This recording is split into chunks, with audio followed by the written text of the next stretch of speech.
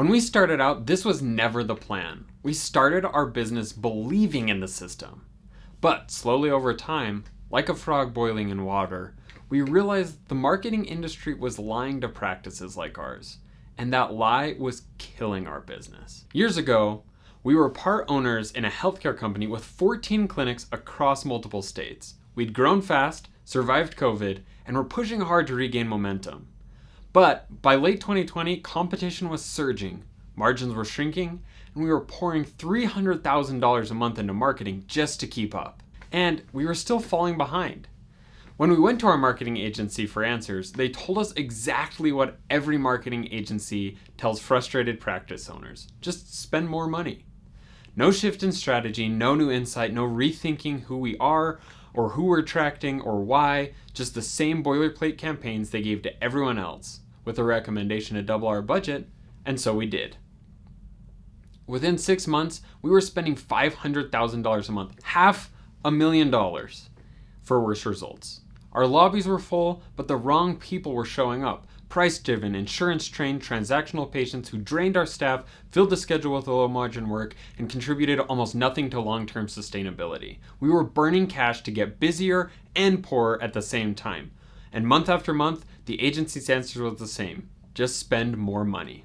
Finally, one month, when they recommended another $100,000 increase without a single explanation for the failure, something snapped in us. We stood up, told them we were done, and walked out of the conference room. We were furious with them for their laziness and furious with ourselves for letting it continue.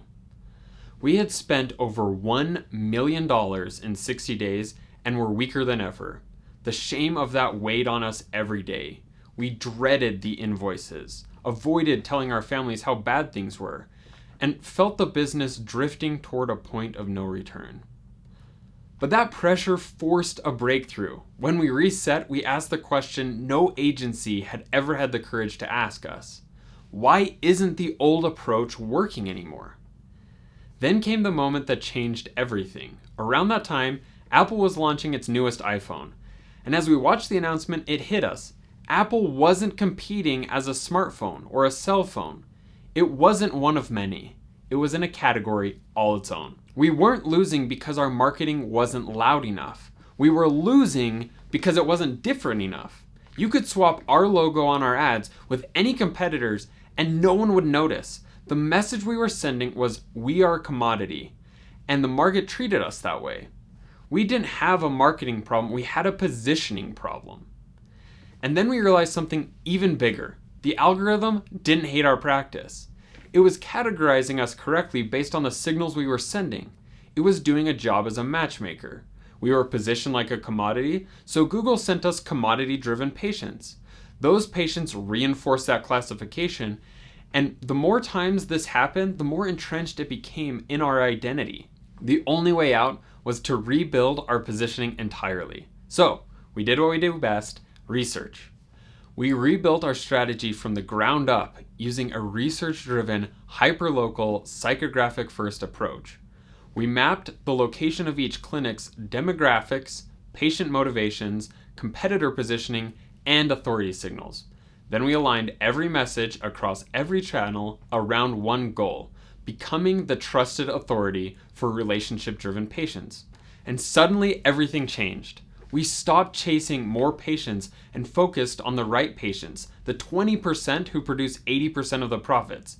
Patient volume went down, revenue went up. Stress decreased, staff morale improved, conversion rates climbed, profitability soared, and for the first time, our public presence finally reflected our true capability. The ugly duckling that was our business wasn't actually a duck. It had simply been misclassified because of the message we told ourselves and our patients and the algorithm.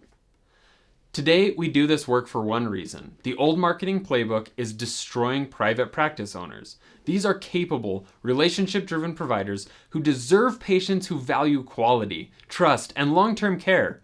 But unless they can reposition now, in a world where Google and AI are accelerating classification, they'll be trapped in a downward spiraling commodity category. Because in today's market, doing nothing isn't neutral, it's choosing to lose. I appreciate you listening to our story. If our story sounds in any way similar to yours, subscribe below for more videos and content on how to reposition your practice.